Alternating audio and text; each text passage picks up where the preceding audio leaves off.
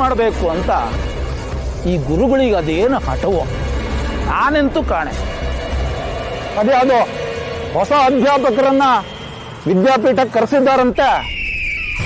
ನಿಮಗೆಲ್ಲ ನಾನು ಹೇಳೋದು ಒಂದೇ ಮಾತು, ಯಾರಾದರೂ ಬರಲಿ ನಿಮ್ಮ ಮಕ್ಕಳನ್ನ ವಿದ್ಯಾಪೀಠಕ್ಕೆ ಕಳಿಸ್ಬೇಡಿ. ಯಾಕೆಂದ್ರೆ ವಿದ್ಯೆ ಅನ್ನೋದು ಮಕ್ಕಳನ್ನ ಸೋಮಾರಿಗಳನ್ನಾಗಿ ಮಾಡಿಬಿಡುತ್ತೆ. ಅಲ್ಲ, ದುಡಿಯೋ ವಯಸ್ಸಿನ ಮಕ್ಕಳು ವೇದ, ಶಾಸ್ತ್ರ, ಕಾವ್ಯ, ಪುರಾಣ ಅಂತ ಕೂತ್ಕೊಂಡ್ರೆ ಹೊಲಗಳಲ್ಲಿ ದುಡಿಯೋರು ಯಾರು,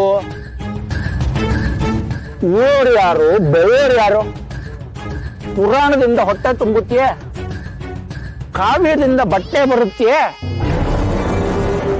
ಒಬ್ಬ ಮದ್ಯ ವ್ಯಸನಿಯಿಂದನೂ ದೇಶಕ್ಕೇನು ನಷ್ಟ ಇಲ್ಲ. ಮದ್ಯ ಸೇವಿಸ್ತಾನೆ, ಅವನು ಕೊಡೋ ಹಣದಿಂದ ರಾಜ್ಯದ ಬೊಕ್ಕಸ ತುಂಬಟ್ಟೆ. ಜೂಜುಕೋರ್ನಿಂದನೂ ನಷ್ಟ ಇಲ್ಲ. ಯಾರೊಬ್ಬ ಗೆಲ್ತಾನೆ, ಖರ್ಚು ಮಾಡ್ತಾನೆ, ತೆರಿಗೆ ಬರುತ್ತೆ, ದೇಶ ನಡೆಯುತ್ತೆ. ಆದ್ರೆ ವಿದ್ಯೆ ಕಲ್ತು ಸೋಮಾರಿಗಳಾದ್ರೆ ಅವರನ್ನ ನಾವೇ ದುಡಿದು ಸಾಕ್ಬೇಕು. ಅಕ್ಷರ ಅಂತಾರೆ, ದೇವರು ಅಂತಾರೆ, ಜ್ಯೋತಿಷ್ಯ ಅಂತಾರೆ. ಅವುಗಳಿಂದ ಅವ್ರ ಹೊಟ್ಟೆ ತುಂಬುತ್ತೆಯೇ ಹೊರತು ಜನಗಳ ಕಷ್ಟ ಕಳೆಯುತ್ತೆ, ಭೂಮಿಲಿ ದವಸ ಬೆಳೆಯುತ್ತೆ. ನಾವೀಗ ವಿದ್ಯೆ ಇಲ್ದೇನೆ ನೆಮ್ಮದಿಯಾಗಿದ್ದೀವಿ. ಕಷ್ಟಪಟ್ಟು ದುಡಿತೀವಿ, ಹೊಟ್ಟೆ ತುಂಬ ಊಟ ಮಾಡ್ತೀವಿ.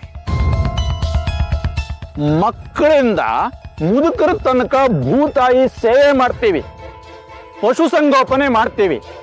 ಆ ಮಕ್ಕಳ ಕೆಲಸ ಬಿಡಿಸಿ ಶಾಲೆ ಕಳಿಸಿ ಅವರ ಹಾದಿ ತಪ್ಪಿಸ್ಬೇಡಿ ನೀವು.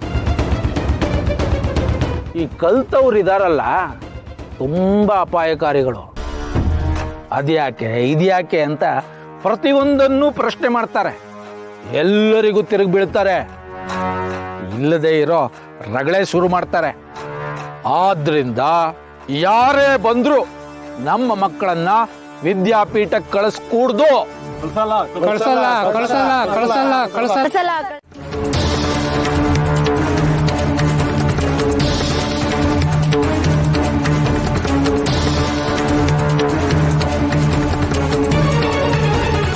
ಅಹರ್ನಿಶಂ ಚಲೈಕಾ ವಿದ್ಯಾ ಧನಮಾಹುರನುತ್ತಮಂ ಆದಾನ ದಾನ ಯೋಗ್ಯತ್ವಾತ್ ನ ಕ್ಷಯಂ ಗಚ್ಚತಿ ಕದಾಚನ. ಅಂದ್ರೆ ಹಗಲು ರಾತ್ರಿ ಯಾವಾಗಲೂ ನಮ್ಮ ಜೊತೆ ಇರುವ ವಿದ್ಯೆಯೇ ಅತ್ಯುತ್ತಮವಾದ ಧನ ಅಂತ ಹೇಳಲಾಗುತ್ತೆ. ಯಾಕೆ ಅಂದ್ರೆ ಅದನ್ನ ನಾವು ಎಷ್ಟೇ ದಾನ ಮಾಡಿದ್ರೂ ಅದು ಕಡಿಮೆ ಆಗೋದಿಲ್ಲ, ಎಂದಿಗೂ ನಾಶ ಆಗೋದಿಲ್ಲ.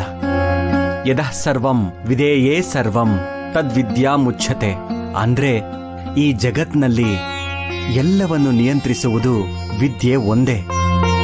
ಈ ಸತ್ಯ ಗೊತ್ತಿಲ್ಲದೆ ವಿದ್ಯೆ ಬಗ್ಗೆ ನೀವು ತಪ್ಪು ತಿಳ್ಕೊಂಡಿರೋದೇ ಅಲ್ಲದೆ ಸಮಾಜಕ್ಕೂ ನಿಮ್ಮ ತಪ್ಪು ಕಲ್ಪನೆಗಳನ್ನೇ ಬೋಧನೆ ಮಾಡ್ತಾ ಮಕ್ಕಳ ಭವಿಷ್ಯನ ಹಾಳು ಮಾಡ್ತಾ ಇದ್ದೀರಾ.